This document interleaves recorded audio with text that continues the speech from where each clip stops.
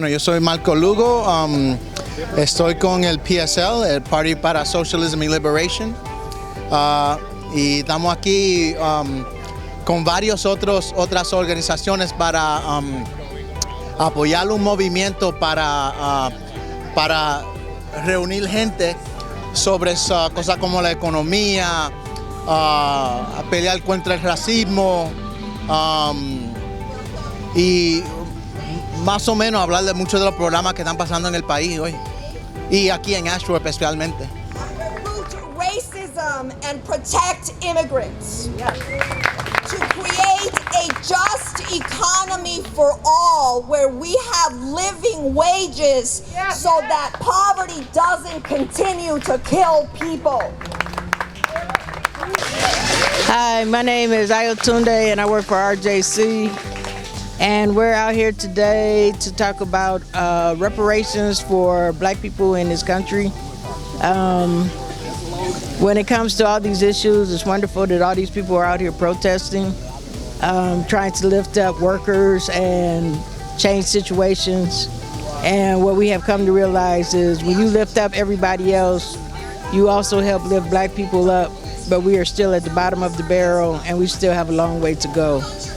So we would appreciate all of those who are out here or all of those who would like to go to RJC's website and sign our pledge to give land back that was taken during urban removal. We call it urban removal, not urban renewal. Giving land back to people.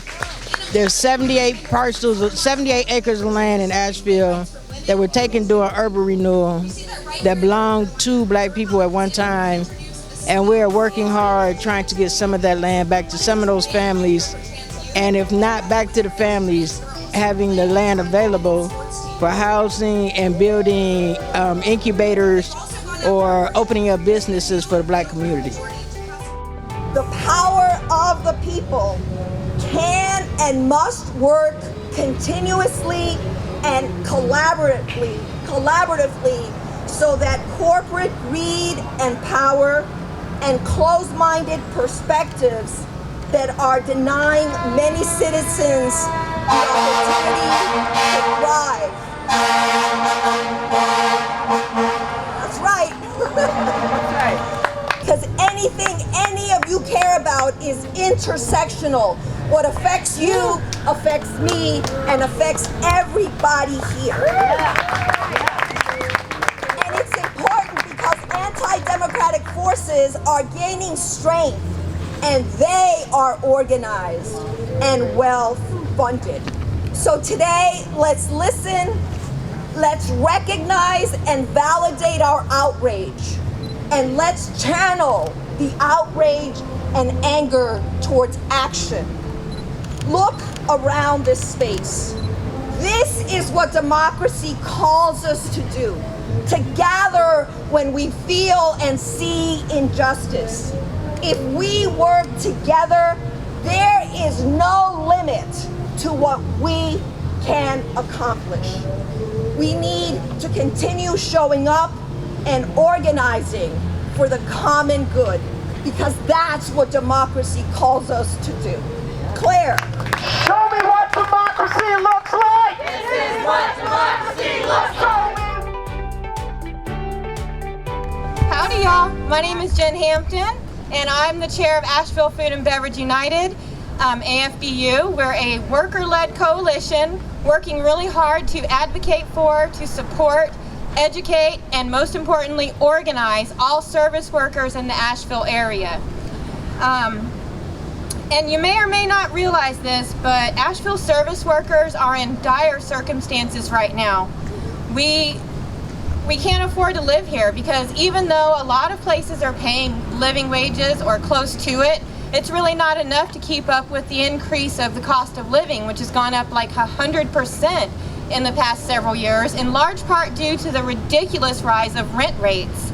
Just so you know, in Asheville, we have the highest average rents and the lowest average income in the entire state. That just ain't right, y'all. It just ain't right. And we need to use our collective power to demand better from our community that our hard work supports. And like, as we all know, our economy here in Asheville runs on tourism. The unique and diverse collection of restaurants and breweries and hotels and other attractions is what brings people here from all over the world to enjoy what we have. And none of that would be possible without service workers, none of it. And it's time that we recognize that. We need to recognize the power that we have as service workers in this tourism economy. What I'm hearing from workers is, if I can't afford to live here anymore, then I don't want to work here anymore. And if we don't have people to work in our breweries and restaurants and hotels, then our tourism industry is going to fall apart. And that'll be devastating for the entire Asheville-Buncombe economy. And I think that we should be demanding that our elected city and county officials use every public resource available to ensure that the people who support this economy can live here. Because not only do we want to live here, we'd also like to enjoy the amenities that we help to create. It shouldn't just be for the people of middle or upper income that can afford to live here.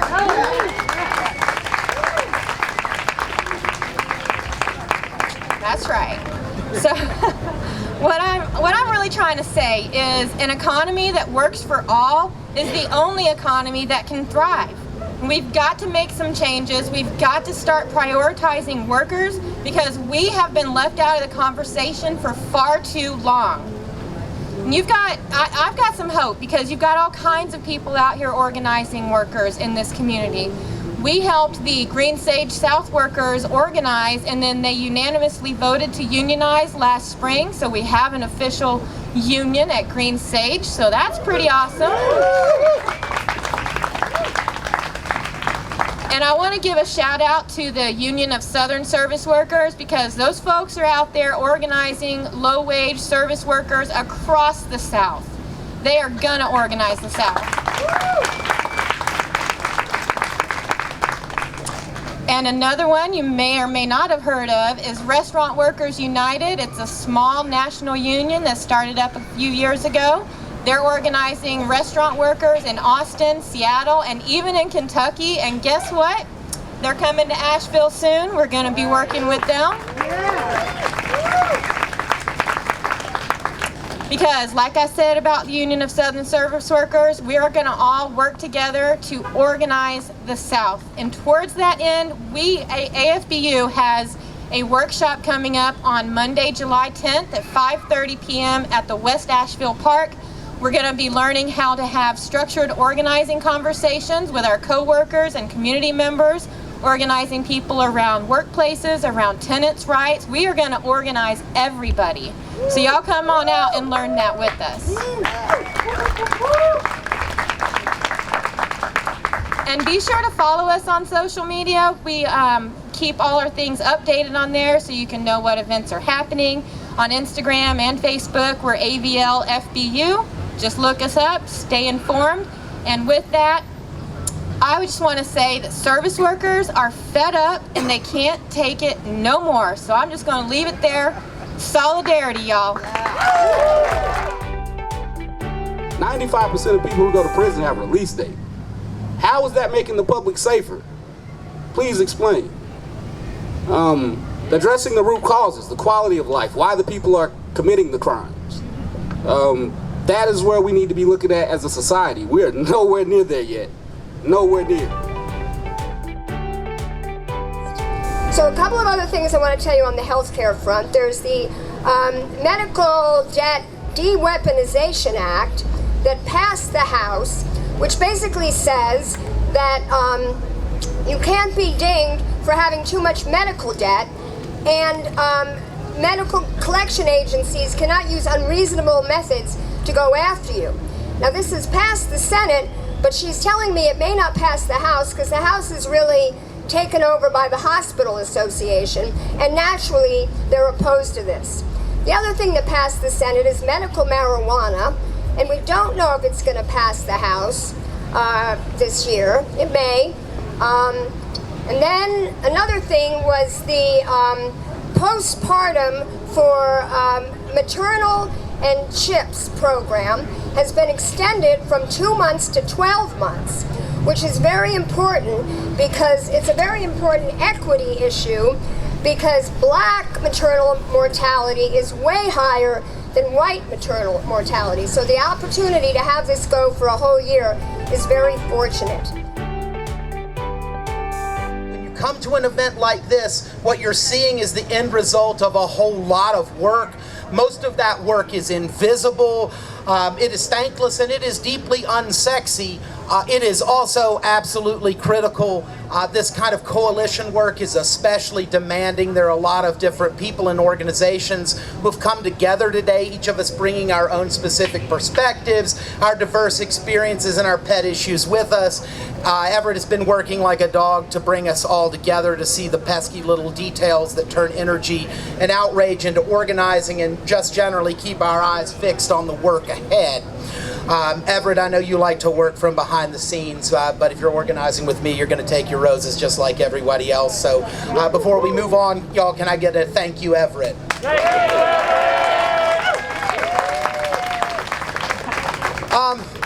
My name is Claire Clark, and I'm a member of the Party for Socialism and Liberation. PSL is a national political party organizing actively in more than 200 communities across the United States.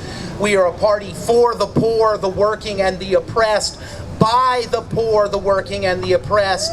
We believe that a better world is possible, a world without exploitation, oppression, bigotry, or unmet need.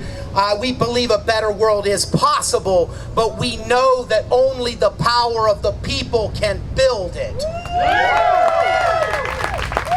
In a few moments, we will wrap up our planned program and open up the mic so you can raise your voices and be heard. Before we do that, I want to close with a few more words about why we're here. The slate of hate emanating from the Republican legislative majority in Raleigh didn't come from nowhere, and North Carolina is not the only battleground. What we're seeing right now in this state is the culmination of a nationwide, decades-long scheme by the far right to roll back the democratic rights won through the power of the people. And make no mistake about it, the rights currently under assault were won, not given. They were the fruits of victorious struggle waged by ordinary people who came together collectively to place their hands upon history and bend its moral arc towards justice. But inch by inch and piece by piece, the far right has undermined what was won. They have eroded away the gains of the labor movement and the struggles that were won by the labor movement and the struggles for black freedom, for women's liberation and LGBTQ rights. They have moved patiently and insidiously, using every tactic available, 24/7 propaganda spewed from the far-right media corporations, legal maneuvering in the undemocratic and unelected federal court system, mass disenfranchisement, floods of dark money, even open violence. Witness Charlottesville, the fascist attacks on pride events and drag shows, and the half-ass coup attempt on January 6, 2021. The far right has proved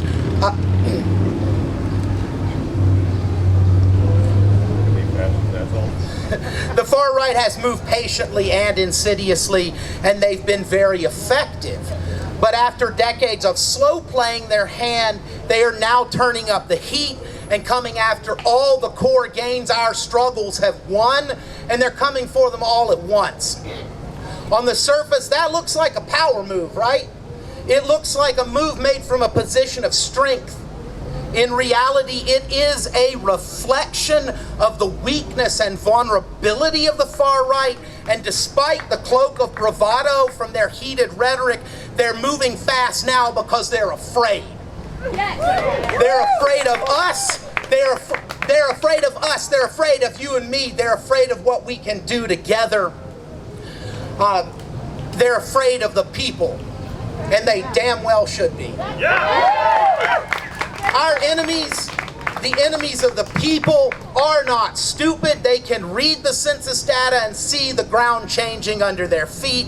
They can read the polls and see that for all their success in implementing it, their political agenda and program is wildly unpopular, opposed on almost every issue from abortion rights to public safety by supermajorities of Americans. That's why they have to work so hard to suppress the vote. That's why they've got us in these jacked up, gerrymandered districts. If they had to take the right-wing agenda to the American people, they'd take nothing but L's from now till they call that roll up yonder, and they know it. They know it. They look at these things and they're afraid, and now they want to cash out and lock it all in while they still can. That's what we're up against, a small minority of frightened people desperate to avoid being called to account for the works they have done. So I've got to ask you, y'all want to lay down for people who are scared of us, or do y'all want to show them that they were right to fear? So this is the People's Agenda for North Carolina. You can grab flyers over there and take a closer look at this. This is what we're fighting for. I think it's important that we understand that these demands, this agenda, it's not just a grab bag of things we'd like to have or a laundry list of desires scribbled out on a napkin. It is an accounting of what's at stake and under assault right here in North Carolina, and it lays out the bare-ass minimum of what ordinary people need and the bare-ass minimum of what it takes to say with a straight face that we live in a democratic society. Without bodily autonomy, we can't plausibly claim that we live in a democracy. Without inclusive education, with our educators muzzled and forbidden to teach the truth, we can't plausibly claim to live in a democracy. A society built on the mudsill of institutional white supremacy and mass incarceration cannot credibly be called democratic. There can be no democracy in a place where masses of people are unhoused, denied access to health care, denied a political voice, or first forced to work for poverty wages in unbearable conditions. There is no democracy at work when the planet that is the only home any of us have ever or will ever have is plundered for private gain. One of the big line items on this People's Agenda is defend democracy, but I'll tell you the truth, every single thing we're fighting for is not only a defense of democracy, but a clarion call to define and build a new democracy, a real democracy, a people's democracy. Beginning to take up that task is why we're here today. I'm glad to see folks turn out today. I'm glad to see people mobilize to raise their voices here in Asheville and across North Carolina. But that is just the first step, and the easiest step at that. What comes after is the hard work of organizing ourselves, and taking part in that work is something I want to lay on you today. It is important that we make our demands, but we can only win what we are organized to take. There's only one struggle, but there are a ton of ways you can get involved. Over the next few months, the North Carolina People's Power Coalition will be working to build people's assemblies across North Carolina, including here in Asheville. The final form of this organizing will come out of a dialogue between everyone involved in that organizing. But if you're interested in being part of building our people's assembly, sign up at this table. We've got a couple of folks. We had some folks with red shirts also moving through the crowd. So if you signed up with Marcos, for instance, that also is a way to do that. I'd like to add that the local work around reparations for our black community that has been led by the Racial Justice Coalition is moving toward a new phase. Recommendations and demands of the city and county will be coming out soon, and when they do, we all need to be prepared to get behind them and raise hell until the politicians deliver on their promises. A lot of the organizations involved in putting this event on today have tables here. Talk to the folks who are tabling and find a way to pull in that makes sense for you. If you're working in the restaurant industry, connect with Jen from Asheville Food and Beverage United. DSA is here, Indivisible Asheville is here, the Dogwood Alliance is here, RJC is here. Talk to folks, find a way to take a stand. Hell, if you're looking for a fight, PSL can get you in the fight, and we're looking for comrades, so holla. Again, I want to thank everyone for coming out today. We're about to open the mic for the speak out portion of the rally. So if you've got something you'd like to say, if you could gather up here near the mic, we can get your voice heard. I just want to close out with one final question for y'all. Who's got the power? We got the power! What kind of power? People power!